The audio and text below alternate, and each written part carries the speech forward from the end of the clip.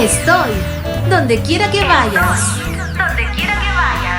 Te acompaño las 24 horas del día. Soy tu confidente, quien guarda tus secretos más íntimos. Ecuatorial FM, la radio que no te deja solo. Salí de mi casa súper tranquilo con un cigarrito en el bolsillo. El siguiente programa es responsabilidad de sus productores. Ecuatorial FM no se responsabiliza por las opiniones vertidas por sus conductores o invitados.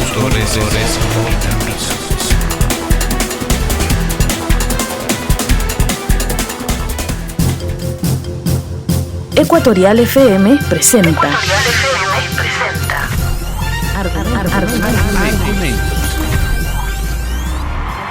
Este Ecuador que no lo queremos enredado en lo intrascendente, sino en lo valeroso, luchador, infatigable, forjando un destino de grandeza. Argumentos. Para cambiar este país se necesita el poder, pero como instrumento de servicio, no como instrumento para servirte a los demás. Actores políticos, económicos y sociales de Ecuador y del mundo muestran sus opiniones en Argumentos. El odio nubla el cerebro, contamina las más claras inteligencias. Argumentos. Conduce Cristian Salinas. Bienvenidos.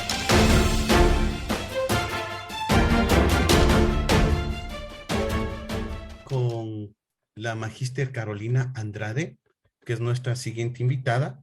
Con ella vamos a dialogar en cambio de lo que fue el debate de este fin de semana a nivel de municipios. Magíster Carolina, muy buenos días. ¿Cómo está? Hola, buenos días, Cristian. Un gusto poder estar con usted esta mañana y también un saludo a usted y a todos quienes nos siguen, nos escuchan. Gracias por su presencia aquí en el programa Argumentos. Bueno, este fin de semana se dio el debate a nivel de los gobiernos municipales, los que postulan para la alcaldía de las diferentes ciudades de nuestro país. Una pregunta de entrada, Carolina. ¿Existe en nuestro país crisis de representatividad?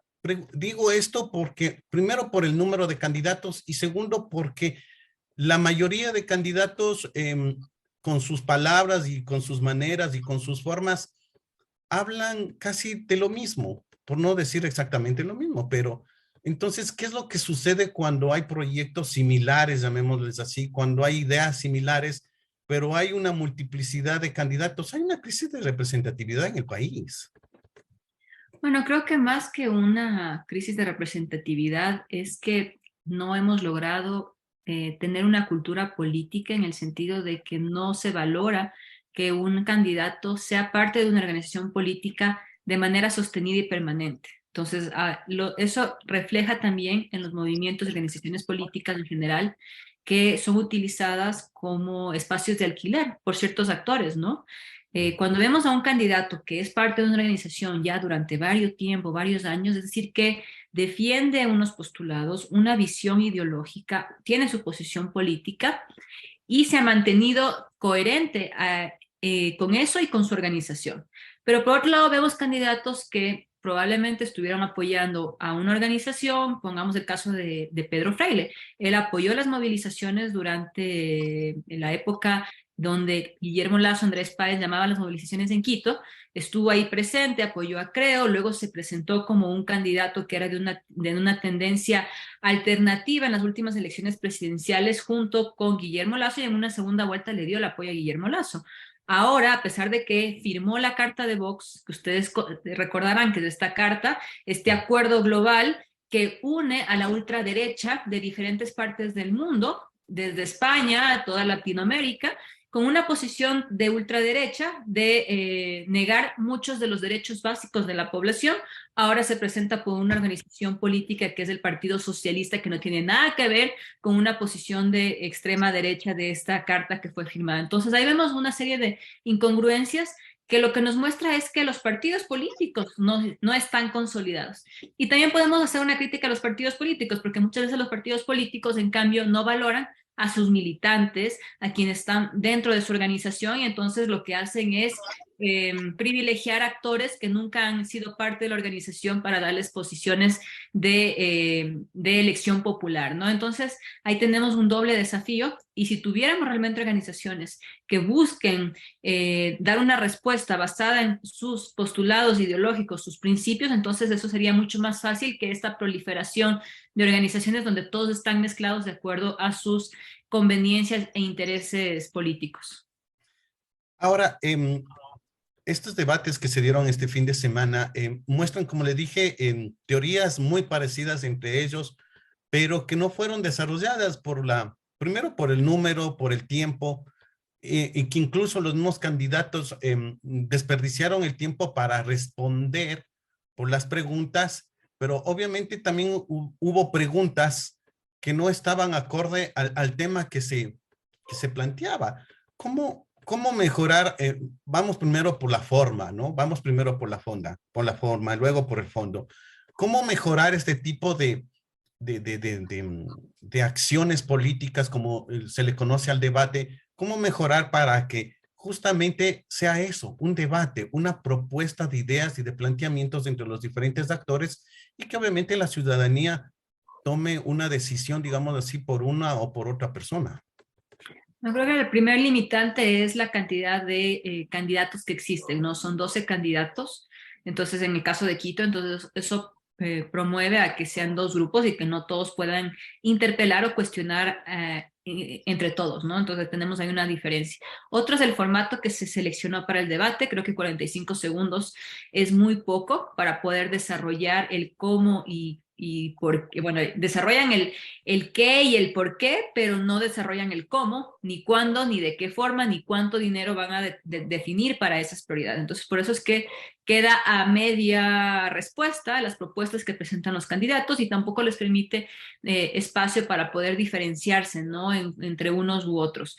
Sin embargo, por ejemplo, en el ámbito de seguridad, tenemos que ser bastante claros en la competencia de asegurar, de precautelar la seguridad integral de los ciudadanos, de los ecuatorianos, es del gobierno central. Los gobiernos autónomos descentralizados, de acuerdo al COTAD, se articulan en 2 ejes principales: el eje de coordinación, coordinar con policía, con otros organismos, con el ECU 911 y otros organismos vinculados al ámbito de la seguridad, en sus cantones a través del Consejo Cantonal o el Consejo Municipal de Seguridad. Para eso se necesita liderazgo, se necesita toma de decisión, y sobre todo para poder orientar prioridades y articular el trabajo conjunto. Otro de las competencias que tienen los municipios es el ámbito de la prevención del delito y la violencia, que es fundamental. Pero si no tenemos desde el gobierno central, desde el Ejecutivo, un plan que articule ordenadamente, entonces tenemos como resultado lo que estamos viendo: gobiernos municipales que cada uno quiere hacer diferentes cosas, se quieren inventar o inmiscuir en competencias que no le corresponden, y tenemos propuestas como las de ayer que mencionaba igual el candidato Freire y la candidata María José Carrión sobre el tema del plan de Bukele, un plan Bukele para la ciudad de Quito, un plan Bukele que no corresponde ni a la realidad que vive Quito a comparación de lo que vive, los niveles de violencia que se viven en El Salvador.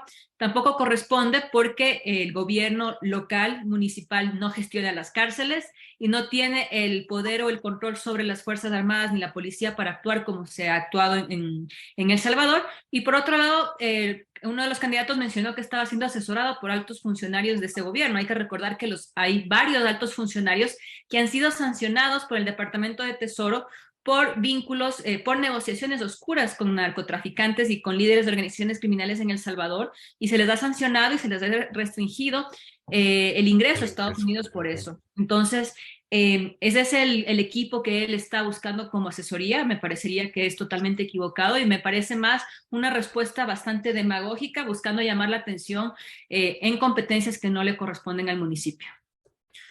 Pero aquí se despierta otro tema, ¿no? Porque incluso uno de los candidatos planteaba mandar reformas al Código Integral Penal, que o sea, no es su competencia, Ahora, no significa que no pueden presentar propuestas de reformas, pero sin embargo, ese es el labor de un alcalde, proponer reformas a las normativas nacionales, por un lado, y por otro lado, en el tema de seguridad, como usted lo ha dicho, si bien es cierto, es el gobierno que tiene el sartén por el mango, pero aquí no se podría despertar otra idea, digámoslo así, como es la delegación de competencias. ¿Es válido en el tema de seguridad la delegación de competencias? Creo que sí, el tema de presentar reformas legislativas no es una competencia del alcalde. El candidato Andrés Páez parece que confundió su rol de candidato a la alcaldía de Quito con candidato probablemente asambleísta o alguna función legislativa, pero porque además, independientemente de que no es competencia, esa es un poco la retórica que el gobierno ha manejado, ¿no? Como que la crisis de seguridad se va a resolver por un proyecto de ley. Ya tuvimos el proyecto de ley de uso progresivo de la fuerza, que era una de las razones por las cuales supuestamente la fuerza pública no podía actuar. Ya se aprobó y ya está en vigencia, entonces debería mostrar resultados. Nuevamente se dijo que era un tema de un proyecto de ley y se aprobó hace un par de semanas la ley de seguridad o fortalecimiento de la seguridad integral. No es un problema de legislación. El problema de fondo que tiene la crisis de seguridad es una falta de liderazgo y una falta de decisión política para priorizar los recursos. Y para eso también se necesita un alcalde que sea lo suficientemente, ¿no es cierto?, que dialogue con el gobierno, pero que también exija que no se reduzcan el número de policías para Quito, que se otorguen los recursos necesarios para poder dar mantenimiento a las unidades de policía comunitaria y darles dotación básica a los efectivos de la policía, que el ECO 911 recupere su capacidad de respuesta, porque no puede ser posible que se esperen varias horas para que tengan una respuesta ante emergencias, cuando eso debería ser de manera inmediata. Entonces hay varios elementos en los cuales no corresponde una reforma legislativa y mucho menos desde la visión desde un alcalde. Donde sí ingresa en las tareas, las atribuciones y las funciones de las alcaldías, en el eje de prevención sobre todo. Y ayer la pregunta en el primer bloque de candidatos se hablaba sobre prevención situacional. ¿Qué significa la prevención situacional? Significa de qué forma se puede reducir las motivaciones que tiene el delito para ejecutarse. Entonces, las motivaciones quiere decir reducir los riesgos físicos, es decir, zonas no iluminadas, ¿no es cierto? Zonas que no tienen mantenimiento, que han sido abandonadas, donde incluso puede generarse consumo de drogas o espacios de concentración o de formas de espacios de escondite de la delincuencia o del crimen. Son esas acciones de recuperación del espacio público, de apropiación del espacio público, las que realmente los municipios tienen capacidad de actuar en esta prevención situacional, de mejorar, ¿no es cierto?, todo lo que es el sistema de transporte público municipal, para poder evitar, por ejemplo, que la violencia contra las mujeres, el tema del acoso o el tema mismo de robos o uso de armas blancas para robos puede evitarse dando un adecuado mantenimiento y mejorando los sistemas de transporte público. Entonces ahí vemos varios elementos. Los candidatos no fueron muy específicos en eso. Resaltaría, por ejemplo, lo que dijo el candidato Pavel Muñoz, quien fue el único en hablar sobre la importancia de tratar la prevención, la importancia de abordar la prevención y el tratamiento de adicciones, sobre todo de niños y jóvenes. Un tema que pasa totalmente desapercibido en nuestra ciudad. Recordemos que la encuesta nacional de consumo en niños y jóvenes no se ha actualizado desde 2016 y el municipio tiene una herramienta poderosa que es el Observatorio de Seguridad, que puede levantar información rápidamente y focalizar acciones de salud pública para evitar que niños y jóvenes caigan en el consumo y quienes caen puedan recibir un tratamiento adecuado, porque ¿qué es lo que pasa? Muchas veces estos niños y jóvenes son los que luego son reclutados por organizaciones criminales o son reclutados como sicarios o son parte de acciones violentas o de parte de redes de criminalidad. Entonces, ahí hay un rol fundamental y creo que eso es importante a destacar. Dentro del ámbito de seguridad, donde usted es especialista justamente, pero en el tema de seguridad, a más del equipamiento y mejoras de las condiciones de los cuerpos de seguridad, llámese Policía Nacional o Policía Metropolitana, además de ciertas atenciones a grupos de atención prioritaria, ¿qué podríamos decir, por ejemplo, del ámbito económico, el rol que tienen los municipios en la generación de empleo, por ejemplo, que es otro también de las aristas que se podría vincular a los niveles de inseguridad y de violencia a nivel de ciudad y a nivel de país. Bueno, sí, no olvidemos que la mejor estrategia es poder eliminar, restarle base social a la delincuencia, a las economías ilícitas. Entonces, ¿qué significa restarle base social? Quiere decir, las economías ilícitas como el narcotráfico u otro tipo de delitos, lo que hace es aprovecharse de esas vulnerabilidades sociales y económicas para reclutar personas que sean parte de sus redes, ¿no es cierto?, en diferentes niveles. Como distribuidores de droga, como distribuidores de dosis pequeñas de droga fuera de las escuelas, como sicarios, como responsables del transporte, del traslado, etcétera. Entonces, cuando se resta esa base social, ¿cómo se la resta? Se la resta con acciones, con programas y proyectos a nivel social, pero también de desarrollo económico, productivo, turístico. Y en ese sentido, por ejemplo, el mismo candidato Pavel Muñoz hablaba de esta propuesta de generar centros denominados Utopía, que es una experiencia que ya se implementó en México. Estos centros se parecen mucho a la iniciativa que tienen en Cali, que se denominan los centros, el proyecto Perla. De hecho, Cali, que es una de las ciudades más violentas de Colombia, el año 2022 cerró con la tasa de homicidios más baja en toda su historia. Y una de las razones que resaltan ciertos expertos colombianos es la inversión en ámbito social, económica que se ha hecho a través de diferentes proyectos desde lo local ante la ausencia de acciones desde lo nacional. Entonces, ahí viene justamente la capacidad del municipio de dinamizar la economía, de generar espacios para el turismo, recuperación, por ejemplo, del centro histórico, pero también programas y proyectos sociales que busquen que, por ejemplo, los jóvenes no deserten escolarmente, pero también darles opciones para la gestión de su tiempo libre a través de actividades deportivas, culturales, artísticas, el proceso de aprendizaje de diferentes oficios técnicos. También se habla de la creación de centros de capacitación técnica como alternativas, ¿no es cierto?, a espacios laborales y que les permite insertarse al mercado laboral con una formación técnica que les permita ganar recursos y poder de esa forma de generar un espacio, una expectativa de vida.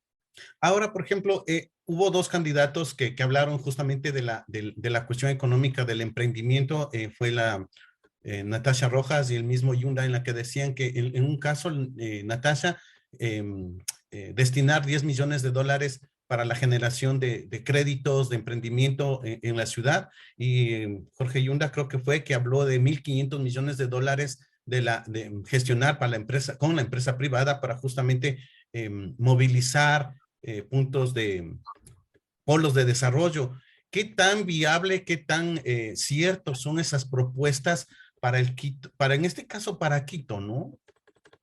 Bueno, creo que primero para liderar un portafolio de inversiones como lo manifestaba el ex alcalde Yunda, se necesita tener una confianza muy importante con el sector privado y sobre todo darle seguridad jurídica que durante los 4 años de administración van a poder implementar esos proyectos, ¿no? Y que no van a estar expuestos a diferentes altas o bajas a nivel político, a nivel de lo que es la estabilidad en la gestión de los recursos y la implementación de esos proyectos de inversión. Creo que ahí sí puede haber la intención, pero ¿qué tanto se puede asegurar que esos proyectos puedan ejecutarse? Eso es algo que los inversionistas van a mirar desde el minuto 1.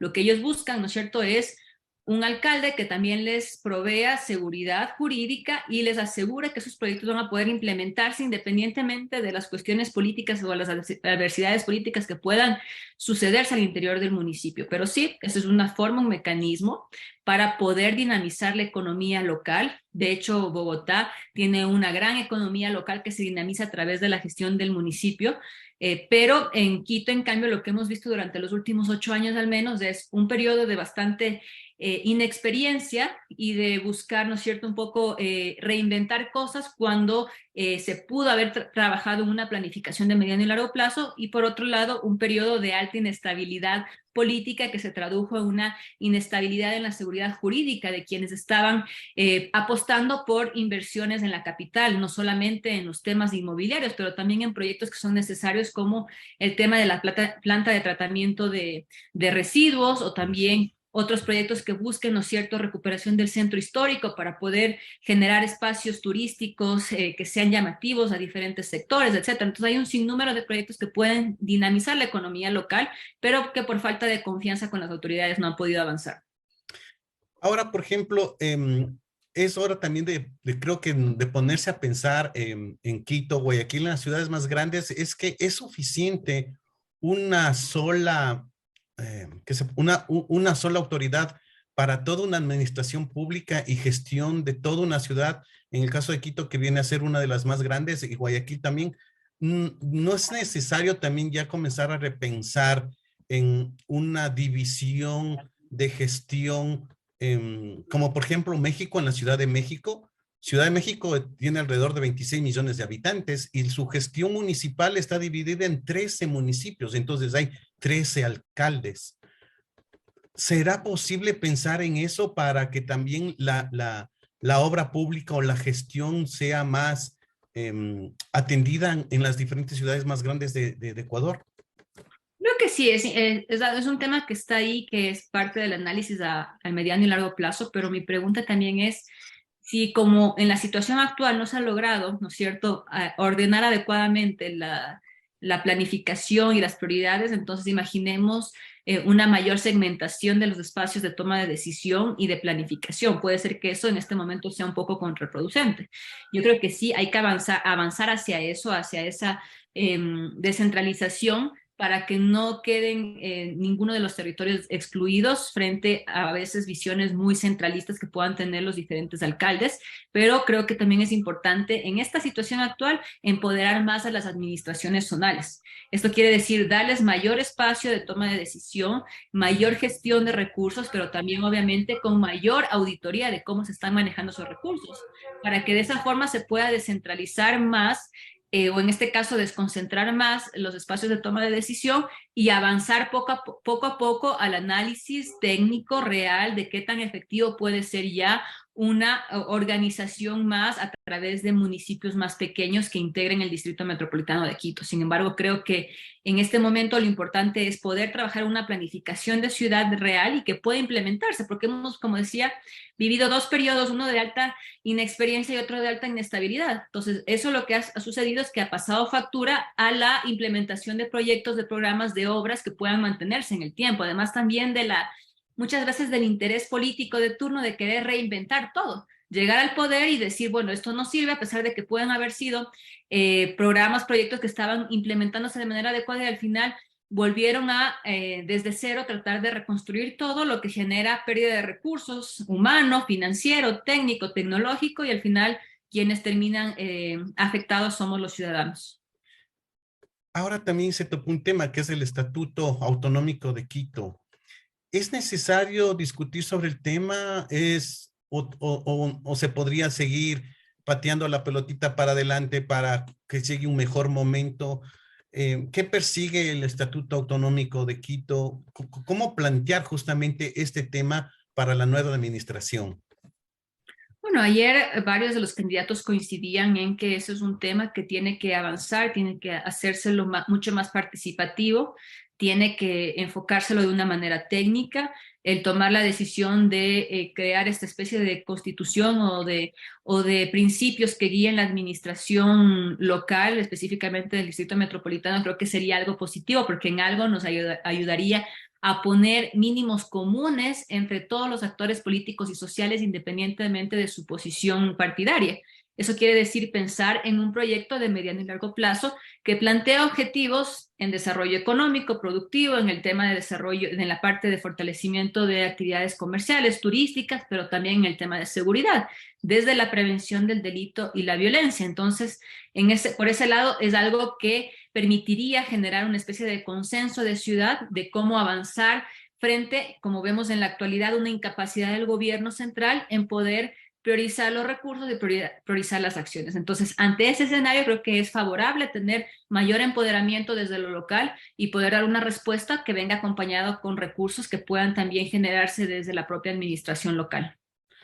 Hay otro tema que también es importante, que se abordó muy poco, aunque por ahí dieron ciertas luces, que es la parte ambiental. Los candidatos actuales hablaron, como dije, se dijo muy poco, pero por ahí un candidato hablaba de la gestión, por ejemplo, la gestión administración del desecho sólido, del desecho. ¿Cómo abordar este tema para una solución a la basura en la ciudad de Quito. Por ejemplo, el Inga es un botadero de basura donde ya no da más, pero generar otro botadero tampoco es la solución. ¿Cómo se podría plantear este tema que está vinculado a la cuestión ambiental, justamente? Bueno, creo que la cuestión ambiental tiene también que abordársela desde su integralidad, ¿no? Está el tema del manejo de residuos, pero también se abordó el tratamiento y la recuperación de quebradas, el tratamiento y la recuperación de fuentes hídricas del río Machángara, por ejemplo, que es algo que creo que no queremos ver, pero está ahí y lamentablemente sigue pasando el tiempo. El declarar a Quito y a Pichincha en su conjunto como una zona no minera. Vimos lo del tema del Chocó, ¿no es cierto?, del Chocó andino, de la consulta popular alrededor de eso, y también todo lo que es la conservación de espacios naturales, espacios verdes, la creación de nuevos parques también vinculados al Parque Metropolitano en la zona de Calderón, se lo mencionó. Entonces, todo eso en su integralidad tiene que ayudar a construir una ciudad sostenible, porque ya no podemos seguir esperando más tiempo, y usted mismo lo ha dicho, el tema del botadero, que está ahí, que es un problema que tampoco han querido dar una solución quienes se encuentran actualmente en la gestión municipal y que se sigue aplazando la toma de decisión. Entonces, ¿de qué forma eso se vuelve en una bomba de tiempo junto al no tratamiento de los recursos hídricos que atraviesan la ciudad y que también tienen su impacto, como vimos en lo que sucedió en la Gasca, ¿no? La falta de acciones de prevención en la limpieza, en el análisis de los posibles riesgos que pueden generarse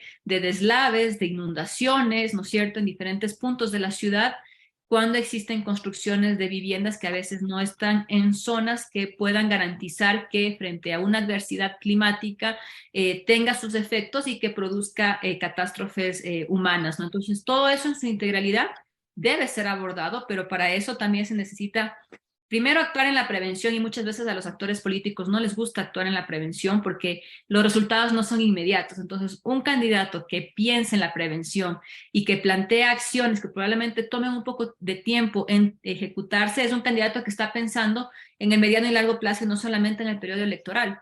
Entonces, creo que ahí es importante mirar quiénes de esos candidatos primero tienen experiencia en el sector público, porque no necesitamos que llegue alguien a volver a improvisar o a volver a tratar de aprender lo que sucede en el sector público. Un candidato que tenga un buen equipo técnico de trabajo que lo acompañe, alguien que sea consecuente con los principios que defiende y que no simplemente se cambie de una organización a otra por el contexto electoral o por la necesidad electoral que tenga, y un candidato que no se dedica al ataque, sino que se dedica a trabajar y que busque realmente soluciones para la ciudad y que mantenga una posición firme, eso sí, ante el gobierno central, de que no pueden mermarse los recursos de los quiteños en detrimento de otras acciones que estén pasando en el país. Amigos internautas, cibernautas, estamos dialogando con Carolina Andrade, magíster especialista en temas políticos y de seguridad, justamente hablando sobre, a breves rasgos, sobre el debate que se realizó este fin de semana con los candidatos a la alcaldía, especialmente de la ciudad de Quito.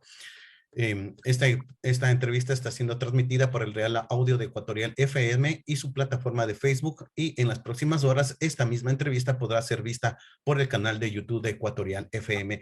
Gracias, Carolina, por su participación aquí. Y para ir terminando, otro tema que también es muy importante en este debate, que tampoco por cuestiones de tiempo poco se pudo desarrollar, sobre la movilidad y la transportación.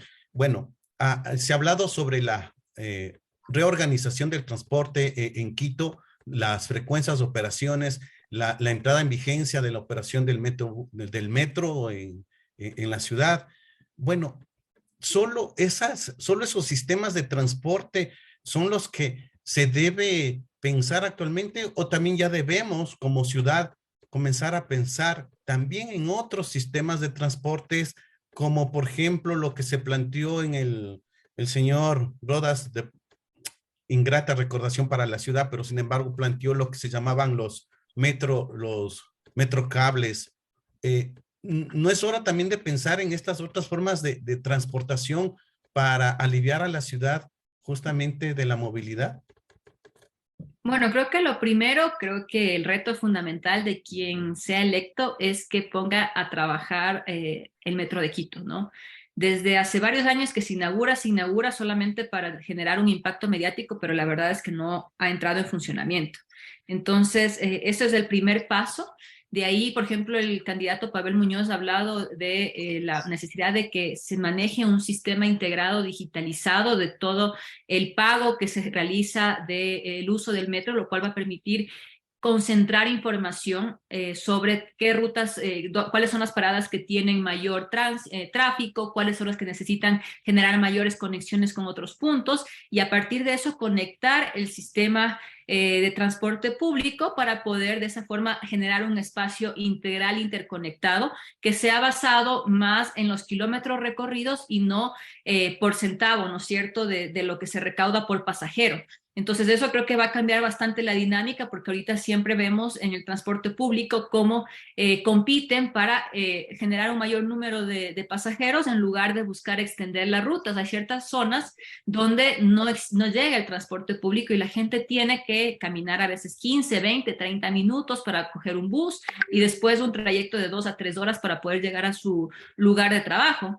Entonces esos son puntos estructurales a abordar, porque es nefasto pensar que existen personas que tienen que pasar 6 horas en el transporte público de su vida para poder llegar a su trabajo, cuando esas 6 horas deberían ser aprovechadas para esparcimiento, para compartir con la familia, etcétera, y eso es un problema que hay que solucionar en nuestra ciudad, que es una ciudad pequeña, pero no podemos pensarlo en una improvisación nuevamente de que se nos ocurre, como sucedió en Guayaquil, que construyeron esos metrocables y al final no generaron el flujo adecuado de personas. Hay la propuesta de la solución del arbolito, que significa poder agilitar todo el trayecto que sucede desde Sangolquí, Valle de los Chillos, hacia Quito, para no tener que ir hasta el Trébol, ¿no es cierto?, que significaría conectar Monjas con el Parque El Arbolito, que necesita una inversión importante, que no es una inversión, creo que son cerca de $200 millones, por eso proponía la candidata a la prefectura, Paola Pavón, con el candidato Pavel Muñoz, aliarse con la alcaldía de Rumiñahui, entre los 3 espacios, alcaldía de Rumiñahui, alcaldía de Quito y prefectura de Pichincha, poder generar una inversión para construir esta solución vial para lo que es el Valle de los Chillos, ¿no? Entonces creo que hay que poner prioridades. Lo primero es poner a funcionar el metro de Quito, tener la información adecuada, reorganizar el sistema de transporte, privilegiar también el uso de otros medios de transporte alternativos, la bicicleta, ¿no es cierto?, la bicicleta pública, municipal, que se eliminó, que estaban instaladas, y después durante la época de Rodas todo ese dinero se perdió porque lo volvieron a guardar y se pudrió, más o menos como lo que pasó con el tren, ¿no es cierto?, que teníamos antes, que está ahí abandonado. Entonces, esa es la falta de visión que tienen muchas veces los políticos, de no querer utilizar lo que existe, y lo único que les interesa es esconderlo, no les importa que se dañen esos recursos, y luego los afectados somos los ciudadanos, que el dinero que nos cobran en las diferentes impuestos, tasas, quedan en esa situación. Ok, y para ir terminando, ¿cómo volverle a Quito o cómo retomar nuevamente ese atractivo a Quito? No sé si usted recordará que hace aproximadamente unos 7, 8 años atrás, Quito por cada año consecutivo, bueno, no solo Quito, sino Ecuador participaba en diferentes ámbitos en el World Travel Center, algo así creo que era, bueno, era de turismo, donde por lo general se generaban ciertos premios o ciertos reconocimientos a los diferentes estamentos de Ecuador como ciudad. El aeropuerto de Quito ganó varios años consecutivos como el mejor aeropuerto de la región, etcétera, pero que ahora ya no sé si ya no se realizan ese tipo de jornadas internacionales o simplemente el país ya no está participando en aquello. Pero ¿cómo desde la alcaldía de Quito retomar, por ejemplo, esos temas para fomentar el turismo? Bueno, creo que el primer paso es que ahora el Ecuador, por ejemplo, en el 2021, Guayaquil fue una de las 50 ciudades más inseguras del mundo. Eso es totalmente una mala propaganda a nivel mundial de nuestro país como destino turístico en su conjunto. Y claramente, a pesar de que Quito no tenga los mismos niveles de violencia y inseguridad que Guayaquil, también genera sus efectos, ¿no? Porque en general somos noticia internacional de que el Ecuador es uno de los países donde más ha crecido la violencia. Entonces creo que lo primero es poder construir espacios seguros, circuitos seguros para el turismo, generar buenas acciones reales que garanticen que se están tomando decisiones alrededor de la seguridad, porque las personas que viajan o vienen al Ecuador buscan eso, poder salir, caminar, realizar diferentes actividades, pero sin que su vida o sus pertenencias se encuentren expuestas. Entonces ahí tenemos un primer paso que hay que trabajarlo en conjunto con el gobierno central, pero también existen, ¿no es cierto?, las actividades, las promociones turísticas que tienen que hacerse alrededor de circuitos específicos turísticos del centro histórico, que también necesita una intervención, un tratamiento adecuado, respetando el derecho de los trabajadores autónomos, pero también organizando el espacio público para que de esa forma se puedan construir espacios y zonas mucho más atractivas para el espacio turístico, generando una coerción, ¿no?, entre lo que son las tradiciones culturales locales, pero también las expectativas que se tienen de que sean espacios seguros, ordenados, limpios, que puedan recibir a los turistas, el proyecto que se tenía de recuperación del centro histórico también, y de los diferentes puntos que se pueden promocionar a nivel internacional. Pero eso tiene que ser un conjunto, porque si solamente promocionamos, pero la realidad interna del país no está en sintonía con esa promoción y seguimos desatendiendo lo fundamental, que es atacar las bases, ¿no es cierto?, de la violencia y el delito, entonces estaremos haciendo una promoción que no va a durar en el tiempo. Ya para terminar, y gracias, me consultan justamente en este tema de seguridad. La extradición de los autores de delitos de narcotráfico y afines es la solución para mejorar la seguridad en el país y en este caso también en las ciudades. Bueno, hay que ser bastante claro. A propósito de la consulta popular, ¿no? Sí, la extradición no es la respuesta a la varita mágica a la crisis de seguridad. Para abordar la crisis de seguridad necesitamos decisión política y liderazgo político, que lamentablemente no ha demostrado el gobierno y el presidente de la República, porque ya va cerca de 2 años y no se puede priorizar los recursos ni siquiera para atender los insumos básicos que necesita la policía. Vemos reiterativamente cómo la policía tiene que llamar al barrio para que colabore, para que pueda realizar los patrullajes. Entonces, no es la solución mágica como la buscan presentar.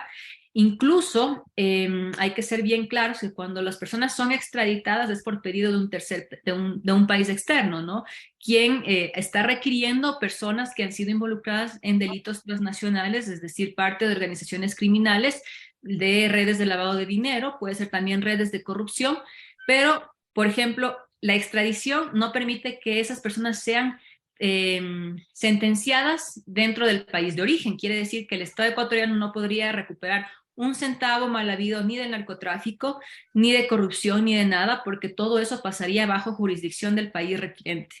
Y no va a solucionar nada porque podemos extraditar a 5,000 personas, pero la base social donde las organizaciones criminales reclutan a sicarios entre niños y jóvenes, donde reclutan a microtraficantes, va a seguir ahí, porque no se ha abordado, no se ha atacado la base del problema. Entonces vamos a seguir extraditando personas, pero sin que eliminemos esa base social que las organizaciones criminales buscan utilizar para seguir alimentando sus estructuras criminales. Entonces creo que tiene varias limitaciones, y esas limitaciones lo que nos muestran es que hubiera sido mucho más conveniente plantear un fortalecimiento del sistema de justicia, plantear un fortalecimiento del subsistema de inteligencia financiera y económica para identificar esos flujos financieros de las organizaciones criminales y a partir de eso recuperar esos dineros mal habidos, parte del narcotráfico, parte de las acciones que se están cometiendo en el país.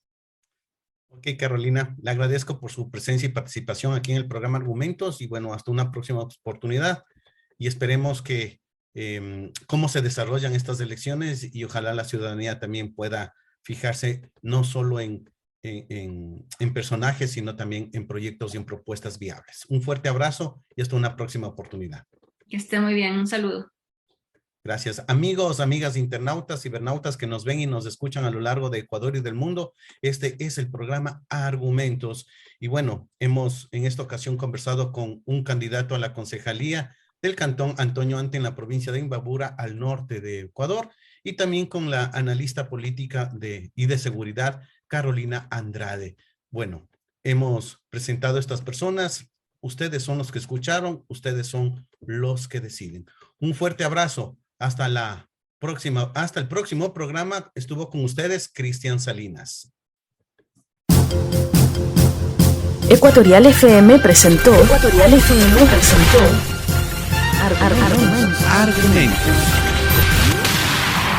Este Ecuador que no lo queremos enredado en lo intrascendente, sino en lo valeroso, luchador, infatigable, forjando un destino de grandeza. Argumentos. Para cambiar este país se necesita el poder, pero como instrumento de servicio, no como instrumento para servirte de los demás. Actores políticos, económicos y sociales de Ecuador y del mundo mostraron sus opiniones en Argumentos. El odio nubla el cerebro, contamina las más claras inteligencias. Argumentos. Estuvo con ustedes Cristian Salinas.